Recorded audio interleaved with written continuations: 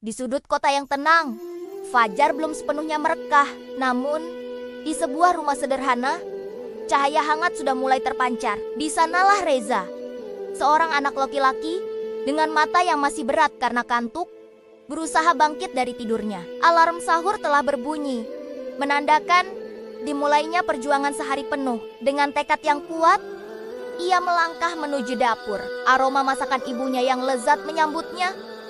Sebuah hidangan sahur sederhana yang disiapkan dengan penuh cinta. "Ayo nak, sahurnya sudah siap," sapa sang ibu lembut. Senyumnya sehangat nasi yang mengepul. Reza tersenyum. Meski masih mengantuk, hatinya terasa damai. Momen sahur bersama ini menjadi sumber kekuatannya untuk menjalani hari.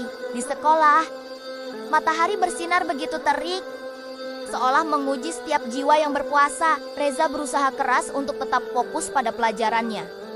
Namun, godaan datang tanpa diundang. Fahmi, teman sekelasnya yang tidak berpuasa, mendekatinya sambil menyodorkan sebatang coklat.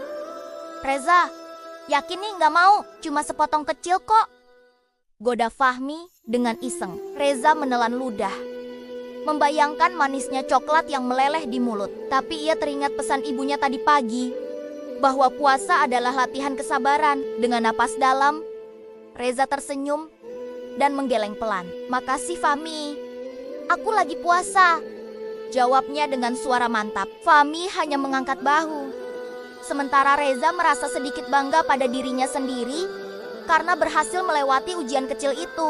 Pulang sekolah, rasa lelah dan haus mulai menggerogoti tubuhnya. Namun, melihat ibunya yang sedang sibuk membereskan rumah, Reza tak tega membiarkannya sendirian. Ia meletakkan tasnya dan segera membantu. Sambil menyapu lantai, ia mendengarkan ibunya bercerita. "Reza, puasa itu bukan cuma menahan lapar dan haus, tapi juga jadi perisai. Perisai dari amarah, dari perkataan yang tidak baik, dan dari perbuatan yang sia-sia." Jelas ibunya dengan bijak. Kata-kata itu meresap ke dalam hati Reza, membuatnya mengerti bahwa setiap detik kesabarannya hari ini memiliki makna yang jauh lebih dalam. Ia merasa puasanya menjadi lebih berarti. Sore hari adalah puncak dari perjuangannya. Langit mulai berwarna jingga, menandakan waktu berbuka semakin dekat. Reza duduk termenung di teras rumah. Pandangannya tak lepas dari segelas air putih di atas meja. Dahaga di tenggorokannya terasa begitu nyata. Setiap detik terasa seperti 1 jam. Ia mulai merasa goyah.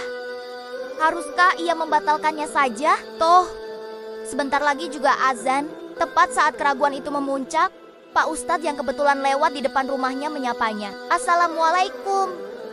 Reza, sedang menunggu beduk ya?" sapanya ramah. Reza hanya mengangguk lesu. Pak Ustadz tersenyum maklum, seolah tahu apa yang dirasakan Reza. Beliau lalu berkata, "Ingatlah Reza, Allah berfirman, sesungguhnya pertolongan Allah itu amat dekat. Bersabarlah sedikit lagi, pahalamu akan sempurna." Kutipan itu bagai embun sejuk yang menyirami hati Reza yang kering. Ia kembali meneguhkan niatnya.